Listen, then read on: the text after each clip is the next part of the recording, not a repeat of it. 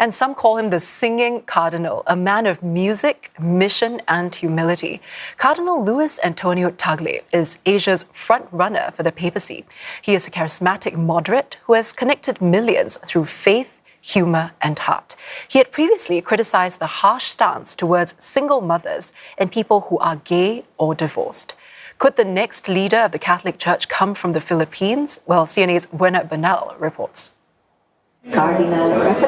She was once the Philippines' ambassador to the Holy See and a close friend of past popes. Appointed before by the late Pope Benedict XVI to serve on a charitable council, Henrietta de Villa hopes cardinal electors will be divinely guided to choose the right leader for the times. But she admits the prospects of Filipino Cardinal Luis Antonio Tagle being the first Asian pope brings her joy. Cardinal Tagle is a great communicator, He can speak to any sector and make the teaching of the Lord accessible, understandable to all. That's a gift of his. And then he touches your emotions. He makes you laugh. He makes you cry. He cries himself.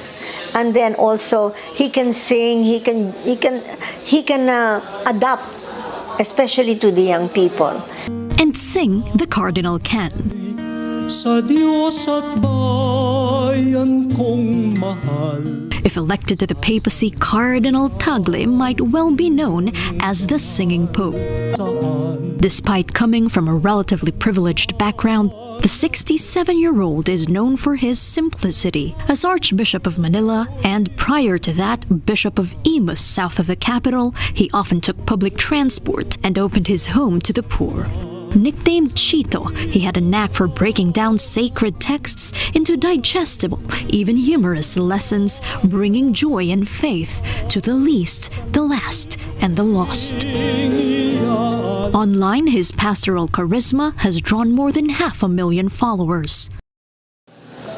Here at the Jesuit Communications Foundation, Cardinal Tagle hosted TV and radio shows. Beyond providing pastoral care, he was a scholar, teaching theology to future priests. One of his former students, Father Emmanuel Alfonso, recalls how Cardinal Tagle connected with people from all walks of life. That, he says, is the heart of evangelization and the reason the late Pope Francis appointed Cardinal Tagle to the Vatican's top missionary post. He's really not interested in power and politics. That's why when he was appointed, it was a surprise for him. He believes in persuasion. He was trying to press on, especially the ones in government, that the drug menace is not or was not a criminal problem, but a health problem. Father Alfonso also believes that, unlike Pope Francis, who once publicly scolded cardinals for corruption, Cardinal Tagle would reach out and aim for quiet reforms. But eventually he wins them over.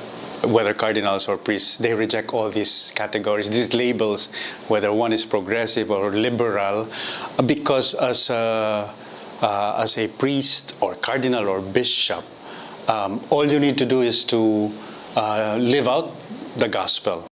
But should he become Pope, a leader of over 1 billion Catholics worldwide, Cardinal Tagle would likely have to face these labels. Those close to him say Cardinal Luis Antonio Tagle is not one to use the pulpit to name and shame. And as an Asian, he's likely to be even less confrontational than Pope Francis, prioritizing dialogue, even with those he disagrees with, as a way of embodying mercy and compassion. Buena Bernal, CNA, Metro Manila.